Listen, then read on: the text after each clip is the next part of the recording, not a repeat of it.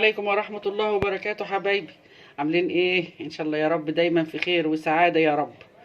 النهاردة بقى ايه، انا كنت عاملة ملح الليمون على على القناة بتاعتي ونزلته قبل كده. بس ايه، هعمله لكم بقى ايه بمكون خطير قوي انا ما كنتش اعرفه بصراحة. يعني انا كنت بعمله عادي، بحط الليمون واعصره واصفيه واسيبه ينشف وادعكه بايديا او في الخلاط واشتغل بيه على طول. فانا كنت عند العطار وقال لي على المادة بقى المبيضة بتاعته، فقلت ايه اجيبه لكم واعمله لكم برضه وفيديو يستفيد. هنسمي بسم الله الرحمن الرحيم ونصلي على رسول الله، اللهم صل وسلم وبارك على رسول الله. اي كميه انت عايز تعملها. هو بقى مكونين اتنين، والتالت ده اللي احنا هنضيفه عليه اللي هو ايه، ملح وعصير ليمون. والماده ايه اللي انا جبتها من عنده لما حكيت له قلت له ليه بيبقى مش ناصع البياض زي اللي احنا بنجيبه من بره. قام مديني بقى الماده ديت ايه اسمها ايه، اللهم صل عليك يا نبي، بسم الله الرحمن الرحيم. كمية ايه بيضاء، كمينة بيضاء. اه كمينة بيضاء. يعني لو رحت عند العطار وقلت له كمينة بيضاء هات لي مثلا ايه بخمسة، ايه اقل حاجة ب5 جنيه. كمينة بيضاء اسمها كده، بيحطوها على السحلب تبيض السحلب، مبيضة للسحلب. وهنبيض منها ايه ملح الليمون. تمام. هناخد ايه، بسم الله الرحمن الرحيم، نحط نص معلقه، ولو احتاجنا تاني هناخد اي كميه بقى انتوا عاوزينها اعملوها بقى. معايا بقى هنا ايه الليمون، انا عصرته وصفيته بالمصفى اهو.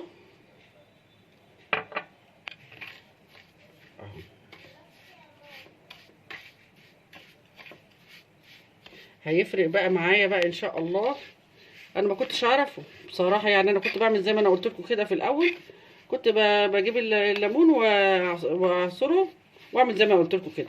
فلما حكيت له قال لي لا، انت تاخدي الكمينه البيضه ديت بتاعه السحلب وتحطيه عليها، احنا بنعمل كده. فايه اول ما قال لي الفكره قمت جايه لكم جاري على طول. بسم الله الرحمن الرحيم، الله اكبر ما شاء الله اهو. صفوه بس بالمصفى الليمون اهو. وفعلا فعلا يعني بصراحه هو فرق معايا في اللون اهو. يعني هيبقى ناصع البياض زي ما بيقولوا، زي اللي احنا بنجيبه جاهز بالظبط اهو.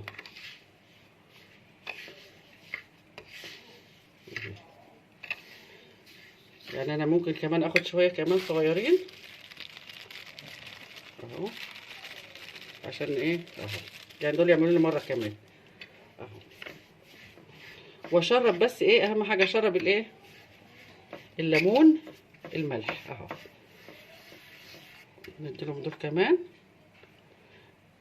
الليمون على قد ما يعني ما تكتريش، احنا مش هنعمل فته لا، احنا بس هنشرب بس الليمون وخلاص اهو. وبعد كده هفردها بقى ايه، هفرده زي ما هو كده في السيرفيس او على كيس نايلو وتحت مروحه، وهسيبه لحد ما هينشف. وهاجي ايه اوريهولكوا اول ما ينشف. بفركه كده بايدي، ما تحطوش في الكب بقى، افركه بايدي كده. ما شاء الله فرقت على فكره البودره ديت، فرقت قوي يعني. بصوا بقى نصع البياض ازاي، ما شاء الله الله اكبر اهو. والله انا ما عملتوش قبل ما، يعني انا عاملاها معاكم على طول اهو، يعني ما عملتوش بره وقلت اجرب لا. بس انا كنت واثقه من اللي انا جايبه من عنده. لما حكيت له قام قال لي خدي ده كمينه بيضه اللي هي بتتحط للسحلب اهو. هحطها بقى ايه تحت المروحه كده واسيبه لما ينشف وارجع لكم تاني. بصوا يا حبايبي بقى، بسم الله ما شاء الله. تاني يوم اهوت كان جمد وحجر، ومسكته طبعا عملته كده اهوت بايديا كده اهوت. ما شاء الله الله اكبر اهو. ده بقى فاتح مش زي الايه اللي انا كنت عاملاه على القناه التاني، ايه كان غامق شويه. بس ده الماده بقى ايه خلته فاتح ما شاء الله الله اكبر اهو. بصوا ناعم، ما تفرقوش عن بره خالص. الماده دي فتحته بسم الله ما شاء الله. اعملوه وحطوه ببرطمان حطوه في كيس في التلاجة، بره التلاجة، اللي يريحكوا بقى. هو يومين يا دوب بات، وتاني يوم نشف اهو. حطيته على الترابيزة كده تحت المروحة، ما شاء الله الله اكبر، ونشف. دلوقتي ده ملح الليمون والكربونات والحاجات دي غالية قوي. اعمليها في البيت وريحي نفسك ووفري وفري دبري. بسم الله ما شاء الله الله اكبر. بصوا جميل ازاي وحلو ازاي اهو. اول ما تمسكيه وتفركيه في ايدك، وبعد كده ايه تقومي حاطاه بقى زي ما انا قلت لك كده. يلا مش عايزه اطول عليكم في الفيديو. وعملت لكم اهو ملح الليمون، واعملوه وبقولوا رايكم ايه. ما تنسيناش بقى بدعواتكم الحلوه، وكومنت ولايك في الصفحه تكبر بيكم كده. سلام عليكم.